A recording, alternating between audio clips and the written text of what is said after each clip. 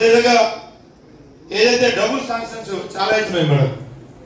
మనం పంచాయతీ తరఫున కొన్ని రేటు ఏమైతుంది, మీకు ట్రైబల్ మాకు ట్రైబల్ ఏరియా ఎక్కువ ఉంటుంది ఐటీడీ పరిధిలో, పంచాయతీ రాజ్కు ట్రైబల్ ఏరియాకు మీకు కొంచెం కొన్ని కలిసి వస్తలేవు. మీరు శాంక్షన్ ఇచ్చేస్తున్నారు, వాళ్ళు కూడా ఇచ్చేస్తున్నారు. మరి మేము కోరేది ఏంటంటే మాకు అడగండి, ఏ గ్రామంకి ఏం కావాలో మాకు తెలిసి ఉంటుంది. మేము ఏంటంటే ట్రైబల్లో ఏది శాంక్షన్ అయినాయి మరి పంచాయతీ మేము మీకు చెప్తాం. కొన్ని మనకు వెళ్ళకుండా 7 కోట్ల రూపాయలు శాంక్షన్ ఇచ్చేస్తా ఉన్నారు మీరు. ఇక పనుల గురించి నేను చెప్పా ఇప్పుడు, ఎందుకంటే మీకు చెడ్డ పేరు వస్తుంది అసలు డిపార్ట్మెంట్ వాళ్ళు. కాబట్టి ఈ విధంగా చేయకండి దయచేసి. మీరు మా దగ్గర ప్రపోజల్ అడుగుతున్నారు, మేము కూడా బరాబర్ మనీ లెటర్ టైప్ చేసి మీ చేతిలో పెడుతున్నాం. ఆ లెటర్ కాడిపోతున్నా అడిగిన వేరే ప్రొసీడింగ్లు వస్తున్నాయి. ఈ విధంగా చేయకూడదు, ఎందుకంటే మాకు ఏ వర్క్ ఇచ్చినా మాకు సంతోషంగా మా నియోజకవర్గంకి వస్తుంది.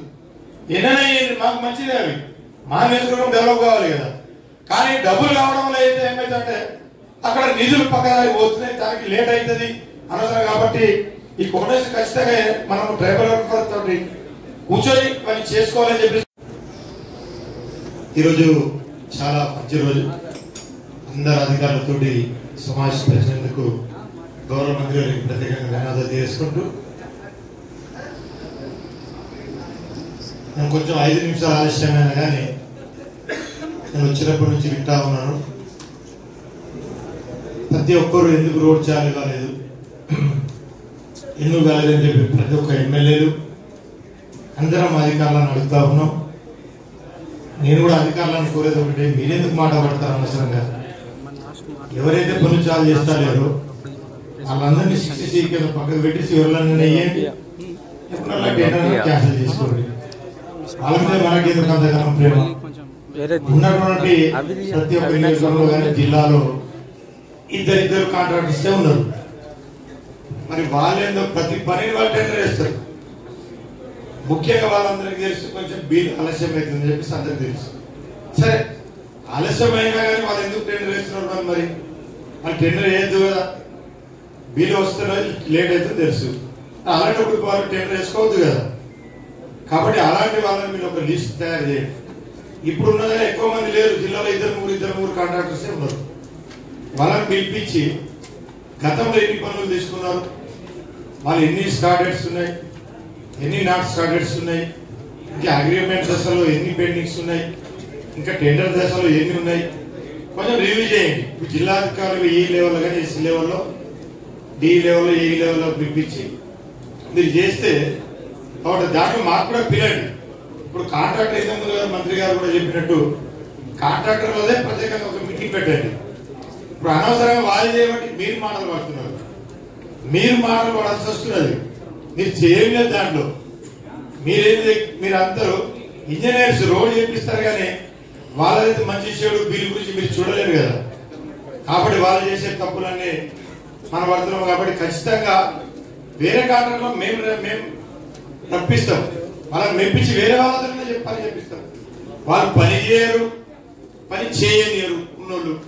మరి అలాంటి వాళ్ళని ఇంకెందుకు ఎన్ని రోజులు మనము వాళ్ళని వద్దాలి, వాళ్ళకి ఎందుకు వాళ్ళకి చేయకూడదు. ఇంతకుముందు ఏదైతే మా నిధులు మా కలెక్టర్ గారు కొంచెం యాక్టివ్ గా ముందుకు పోయి పోలం బాటలో కొన్ని వర్క్స్ ఇంతకుముందు ఏదైతే ఎన్ఆర్ఈఎస్ లో పనులు పెట్టుకున్నారు. కొన్ని లేబర్ కాంపోనెంట్ తర్వాత మెటీరియల్ కాంపోనెంట్. లేబర్ అంటే ఇవన్నీ చేయరు కాదని చెప్పేసి మా కలెక్టర్ గారు కొంచెం ముందుకు వచ్చి అవన్నీ మెటీరియల్ కాంపోనెంట్ కింద అన్ని శాంక్షన్ ఇచ్చాడు. చాలా మంచి రిజల్ట్స్ వచ్చినాయి. ఎక్కడ పొలాలలో రైతులకు పోవడానికి మంచి దారి, దాదాపుగా మాదిరిగా ఇచ్చినటువంటి 17 రోడ్లు ఏమో ఇచ్చినట్టున్నారు. దాంట్లో ఒక 5-6 ఏమో రోడ్లు కంప్లీట్ అయినాయి. మంచిగా అది ఒక రిజల్ట్ బాగుంది మేడం. ఇప్పుడు మా ఇంతకుముందు మహేష్ రెడ్డి గారు చెప్పినట్టు శిశు రోడ్లు అవసరం లేదంటే మా దగ్గర శిశు రోడ్డు కూడా అవసరం ఉన్నది. ఇక్కడ కొంచెం బాగా డెవలప్ ఉన్నది కింద మా దగ్గర ఇంకా పడే ఉన్నాం మేము ఇక్కడ మీద. మాకు శిశు రోడ్లు కూడా కావాలి, ఈ ఏదైతే పోలం బాటలో కూడా రోడ్లు కావాలి. కాబట్టి ఖచ్చితంగా నల్లలు కూడా లేవు. దాని విషయంలో ఇప్పుడు ఏం చేద్దామనేది నేను చెప్తా సార్. జస్ట్ మీకు ఒక వారం రోజులు 6-7 కార్లు కూడా కొనిస్తలేదు జనరమ్మలకు. ఇటేమో ఇటు ఆడదాటలు ఇస్తారు, ఇటు నుంచి ఆడదాటలు ఇస్తారు. మంచిగా పోవాలని ఇబ్బంది అవుతుంది. ఎప్పుడు ఏదైతే ఎప్పుడు ఉద్దామని చెప్పేసి చాలా మంది ఇబ్బంది పడుతూ ఉన్నారు. కాబట్టి మీకు దయచేసి మీ రెండు గవర్నమెంట్లకు కూడా మేము రిక్వెస్ట్ చేస్తా ఉన్నాం, ఖచ్చితంగా ఆ టైగర్ జోన్ అయినా తీసేయండి, లేకుంటే పర్మిషన్ అయినా ఇప్పియండి. ఎందుకంటే ఫారెస్ట్ లో ఫారెస్ట్ లో ఇక గతంలో తీయదు, నువ్వు ప్రజల గురించి మాట్లాడి గతంలో అది చేసినాం, గతంలో ఇది జరిగినట్టు, గతంలో ఈ ఆఫీస్ కూడా కట్టింది, ఎందుకు కూర్చుంటారు మరి? గతం గురించి మాట్లాడకుండా ఇక ఇప్పుడు జరిగే దాని గురించి మనం మాట్లాడాలి, అవునా కదా? కాబట్టి ఖచ్చితంగా మనం చెప్పేది ఒకటే, ఏదైతే ఫారెస్ట్ లో మేడం ఏదైతే పట్టాలు ఇచ్చినాం, టైగర్ జోన్ లో పట్టాలు వచ్చినాయి, ఫారెస్ట్ భూములో కూడా అడవి హక్కుల చట్టం కింద పట్టాలు ఇచ్చినాం. పట్టాలు ఇచ్చినాక కూడా వాళ్ళు ఫారెస్ట్ సదాయించడం బాగా అన్యాయం ఉంది మేడం. మనకు పట్టాలు ఉన్నాయి, ఏదైతే ఆదివాసులకు గిరిజనులందరికీ పట్టాలు ఇచ్చిండ్రు. మరి అలాంటప్పుడు ఆ ఆదివాసీ కుటుంబం పోవడానికి రోడ్ అయితే అవసరం ఉంది, నీళ్ళ అవసరం ఉంది, కరెంటు అవసరం ఉంది. మొన్న మనం ఒకటి నేడున్నాం, మీరు ఇప్పుడు కుంటల వాటర్ గారికి పోయినాం కదా, పక్కన ఒక గోవింద్పూర్ విలేజ్ ఉంటుంది. ఆ గోవింద్పూర్ విలేజ్ కు 3 ఫేజ్ కరెంట్ కొరకు వైర్లు బిగించారు. ఇప్పుడు ఆ ఎఫ్డిఓ గుట్నూరు వచ్చి ఆయన డైరెక్టర్ ఉన్నాడు ఐఏఎస్, ఆయన వచ్చి పీకేస్తా వైర్ ఇస్తాను మేడం. అరే ఎన్ని రోజుల ఇప్పుడు ఉన్న వైర్లను కూడా తీస్తామంటే ఇది చాలా ఘోరమైన పరిస్థితి. వాళ్ళు తిరగబడతారు రైతులు, అక్కడ డ్రైవర్స్ కూడా కొట్టడానికి రెడీ ఉండే. ఆ రోజు ఫారెస్ట్ గిరిజనులు 2 కొట్లాడ రెడీ ఉండే. నేను పోయి సంజాయించి, అరే ఎఫ్డిఓ గారు కొంచెం ఆగండి, ఏదైనా ఉంటే పై లెవెల్లో మాట్లాడదాం, మీ పిసిసిఎం లెవెల్లో కానీ మా మంత్రి గారు వాళ్ళు మాట్లాడుతారు. అనవసరంగా మీరు ఉన్న కామన్లు ఉన్న కరెంట్ను ఉన్న వైర్లను తీసేస్తే లేని అవస్థ ఎందుకు, దానికి వేరే సొల్యూషన్ ఆలోచించని చెప్పేసి మొత్తం గిరి వికాస్ ఏదైతే మనం ఇంతకుముందు బోర్లు దాని కింద ఏదైతే స్కీమ్ ఉండేనో దాని కింద వైర్లు ఇచ్చడం కరెంట్ ఇస్తలేదు, కరెంట్ కనెక్షన్ ఇస్తలేదు. కాబట్టి మీరు ఒకసారి ఫారెస్ట్ మంత్రి గారితో, మన ఎమ్మెల్యేలు, ఎంపీలు, డిఎఫ్ఓ తోటి అందరినీ హైదరాబాద్ లో ఒక మీటింగ్ పెట్టండి మేడం.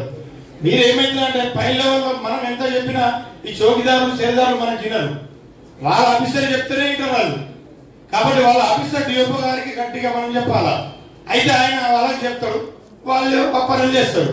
కాబట్టి ఈ కోఆర్డినేషన్ లేకనే ప్రతి ఒక్క రోడ్ను ఆపుతున్నారు, కరెంట్ ఆపుతున్నారు, ప్రతి విషయాన్ని వాళ్ళు రేపటి రోజు మనము ఇల్లు కట్టుకుంటాం. ఇప్పుడు మొన్న సీసీ రోడ్ కూడా ఆపుకుంటారు మేడం. వాస్తవంగా ఎన్ఆర్ఏ సీసీ రోడ్ ఇస్తే సీసీ రోడ్ కూడా ఏం ఇస్తలేదు వాళ్ళు.